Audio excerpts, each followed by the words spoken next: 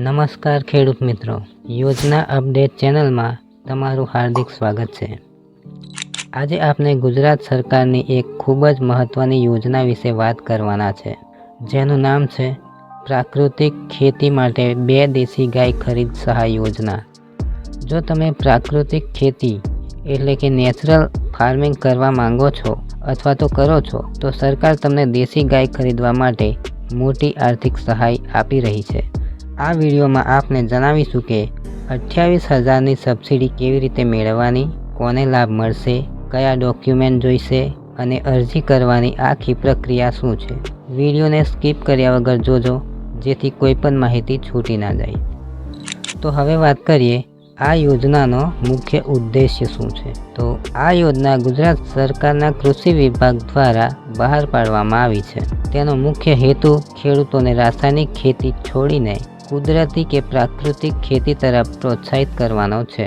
આ યોજના હેઠળ અનુસૂચિત જનજાતિ એટલે કે એસટી વર્ગના ખેડૂતોને સ્થાનિક ઓલાદની 2 દેશી ગાય ખરીદવા માટે સહાય આપવામાં આવે છે। હવે વાત કરીએ સબસિડી અને સહાયનું ધોરણ। કેટલી સહાય મળશે? 2 દેશી ગાયની ખરીદી પર કુલ ખર્ચના 35% સહાય મળે છે। મહત્તમ મર્યાદા વધુમાં વધુ 28,000 સુધીની સબસિડી મળવાપાત્ર છે। આ સહાય તમે બેંક લોન દ્વારા ગાય ખરીદી હોય અથવા તો પોતાના સ્વખર્ચે ખરીદી હોય, બંને કિસ્સામાં મળી શકે છે। હવે વાત કરીએ દેશી ગાયના લાભ અને પ્રાકૃતિક ખેતીની। દેશી ગાય પ્રાકૃતિક ખેતીનો પાયો છે। ગાયના છાણ અને મૂત્રનો ઉપયોગ કરીને જીવામૃત બનાવી શકાય છે, જે ખાતર તરીકે ઉત્તમ છે। આનાથી જમીનની ફળદ્રુપતા વધે છે અને બજારમાંથી મોંઘા રાસાયણિક ખાતર ખરીદવાનો ખર્ચ ઘટે છે। સાથે જ દૂધના વેચાણથી ખેડૂતોની આવકમાં પણ વધારો થાય છે। હવે વાત કરીએ લાભ લેવા માટેની પાત્રતા અને શરતો વિશે। તો અરજદાર અનુસૂચિત જનજાતિ એટલે કે એસટી વર્ગના હોવા જોઈએ।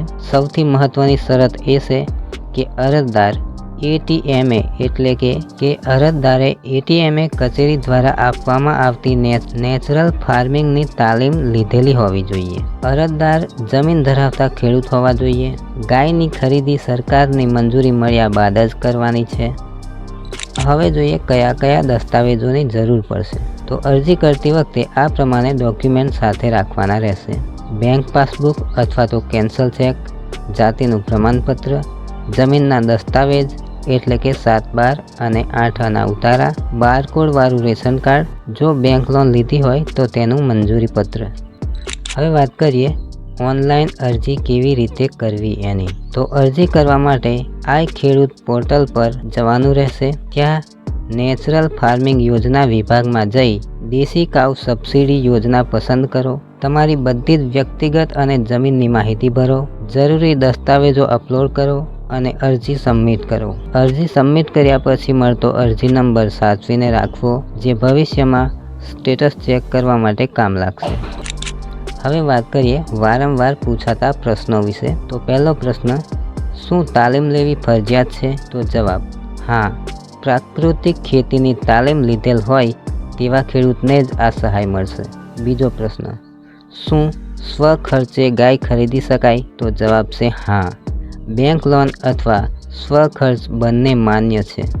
જો તમે પણ પ્રાકૃતિક ખેતી કરવા માંગતા હોય તો આ યોજનાનો લાભ જરૂરથી લેજો। જો તમને આ માહિતી ઉપયોગી લાગી હોય તો વિડીયોને લાઇક કરજો અને તમારા બીજા ખેડૂત મિત્રો સાથે શેર કરજો। સરકારી યોજનાઓની આવી જ સચોટ માહિતી માટે અમારી ચેનલ યોજના અપડેટને સબસ્ક્રાઈબ કરવાનું ભૂલતા નહીં। ધન્યવાદ।